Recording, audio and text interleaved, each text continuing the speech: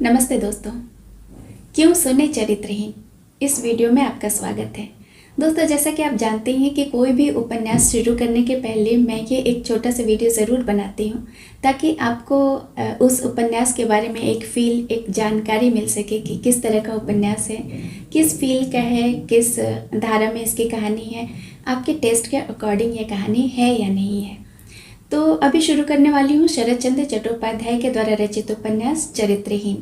दोस्तों, चरित्रहीन जो है, इस उपन्यास को लिखा गया था सन 1917 ईस्वी में, और 1917 बहुत पहले की बात है। और ये शब्द चरित्रहीन उस समय, आज के समय भी ये शब्द ज़्यादातर ज़ुबान पर लाने से लोग हिचकिचाते हैं, और 1917 में तो यह शब्द बिल्कुल सामाजिक मान्यताओं पर खरी ही नहीं उतर रही थी।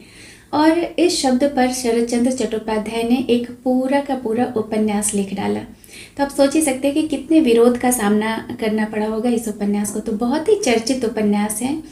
और शरत जी की जो रचनाएं होती हैं वो ज़्यादातर गांव के जीवन शैलियों पर आधारित होती है, और ज़्यादातर उनकी रचनाएं जो होती है कलकत्ता और कलकत्ता शहर के आसपास ही घूमती हैं। इस रचना में भी यही है। कलकत्ता और उसके आसपास के गाँवों की कहानी है। जो मेन कहानी है वो कलकत्ते में चल रही होती है, और जब भी जो नायक का जो बेस है, जो भी इसके किरदार है, उन सबों का जो बेस, जो घर होता है, वो गांव का घर होता है।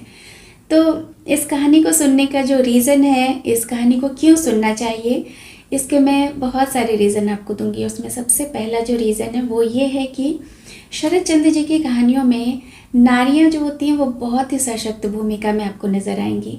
मैंने तो बहुत सारी कहानियाँ पढ़ी हुई हैं, बहुत सारे उपन्यास शरत जी के पढ़े हुए हैं। मैंने देखा है कि इनकी कहानियों में नारियों को, जो इनकी जो फीमेल जो लीड होती हैं, उनको बहुत बार किसी भी सहारे की ज़रूरत नहीं होती। वो अकेले ही कहानी को बहुत दूर तक खींच करके ले जा सकती हैं।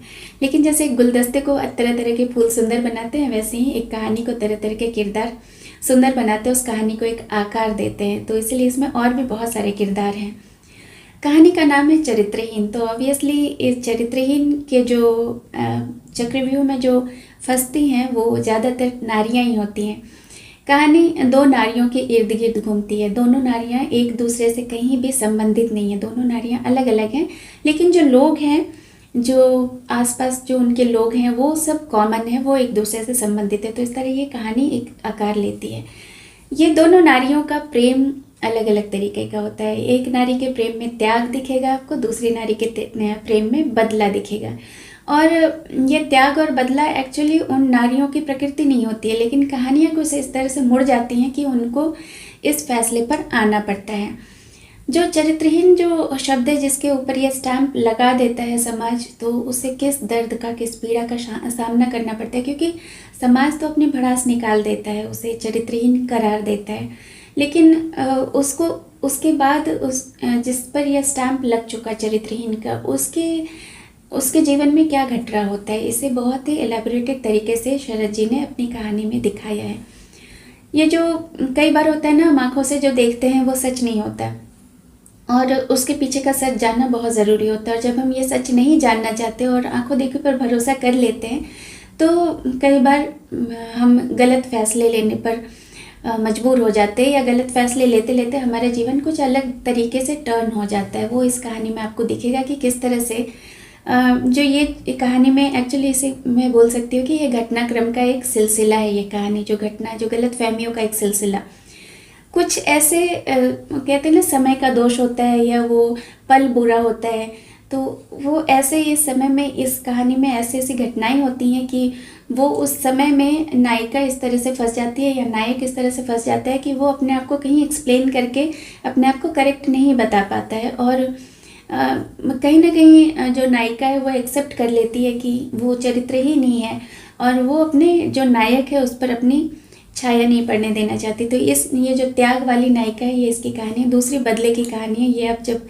नॉवेल पढ़ेंगे, सुनेंगे इस उपन्यास को, तो आप जानेंगे कि इसमें कहाँ कहाँ ये कहानी किस तरह से मोड़ लेती है। एक्सट्रीम ऑफ लव जिसको कहते हैं ना, कि बहुत ज़्यादा प्यार कभी कभी लास्ट में बहुत ही विकसित रूप ले लेता है, और ये बहुत ही भयानक हो जाता है। तो वो इसमें आपको दिखेगा कि जब प्यार बहुत ज़्यादा होता है और बदले में उतना रिटर्न नहीं मिल पाता है, क्योंकि जो गलत फहमियाँ होती हैं और जो शक होता है। ये जो कहानी है ना, ये एक्चुअली कोई पारिवारिक कहानी नहीं है। इसमें कोई परिवार नहीं है, ना चाचा नाना बुआ, या बोलते हैं ना जो रिश्ते होते हैं एक्सटेंडेड फैमिली, ऐसी कोई कहानी नहीं है। इसमें जो रिश्ते जितने भी बने हैं वो प्यार के रिश्ते बने हैं। लोगों ने खुद रिश्ते बनाए, किसी को किसी की ज़रूरत है, किसी ने किसी का अडॉप्ट कर लिया, कि कोई किसी की मदद आ गया, किसी को किसी से प्रेम हो गया। तो ये जो रिश्ते हैं ना सारे बनाए हुए रिश्तों की कहानी है।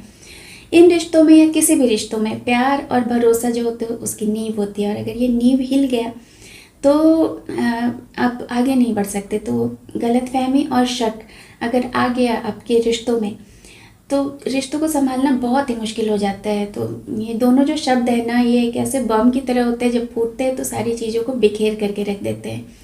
तो ये जो दो शब्द है गलतफहमी और शक, इन पर आप कभी भी, ये जैसे बिना धागे की सुई होती है ना, जो सिलती तो नहीं है बस चुभती ही चली जाती है, वो इस तरह के ये दो शब्द है। करेला ऊपर से नीम चढ़ा, मैं कह सकती हूँ इसे।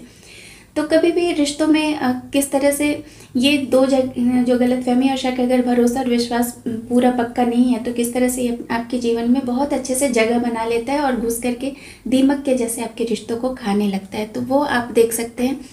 चरित्रहीन जो शब्द है, इसके पीछे का दर्द आप इस कहानी में देख सकते हैं। कहानी का अंत बहुत ही अनप्रेडिक्टेबल, पूरी कहानी अनप्रेडिक्टेबल मैं बोल सकती हूँ, क्योंकि जब मैं पढ़ रही थी तो आपको कई क्षणों पर लगेगा कि ये कहानी शायद आगे ये मोड़ लेगी और वो मोड़ ना लेकर के वो कहीं और निकल जाती है, और अंत भी बहुत ही ज़्यादा अनप्रेडिक्टेबल है। तो ये कहानी आपको आई मस्ट है कि बहुत ही बांध करके, इनफैक्ट जकड़ करके रखेगी। आप कहीं भी इस कहानी में ऑफ रूट ऑफ बीट आप फील नहीं करेंगे। आपको ये कहानी अच्छी तरह से बांध करके रखती है। दूसरा, इसमें बहुत सारे इमोशंस के रंग आपको दिखेंगे। प्यार है, दर्द है, कसक है, मासूमियत है, प्रेम है, नफ़रत है, बदला है, और आप क्या एक कहानी में चाहते हैं। बिल्कुल जैसे मूवी में एक के बाद एक सीक्वेंस होता है ना, एक के बाद एक घटना घटती ही चली जाती है, वैसे ही इस कहानी में भी एक के बाद एक घटना घटती ही चली जाती है। बहुत ही अच्छी कहानी है। इस कहानी में बहुत सारी सीख भी है। पारिवारिक कहानी नहीं होते हुए भी आपको इसमें इतनी सारी ऐसे सीख मिल जाएगी जिससे कि आपको आपके अपने परिवार को भी एक, अगर आप उसमें भी डिसीजन लेते हैं या कभी इस तरह की कोई बात होती है तो आप उसमें सही डिसीजन ले सकते हैं। क्योंकि इनकी कहानियों में, शरद जी की कहानियों में एक तो बहुत सारी शिक्षा भरी होती है, जो कि आपको आप जीवन में जगह जगह पर आप अगर इसे यूज़ करेंगे तो बहुत सारी चीज़ें सीख सकते हैं।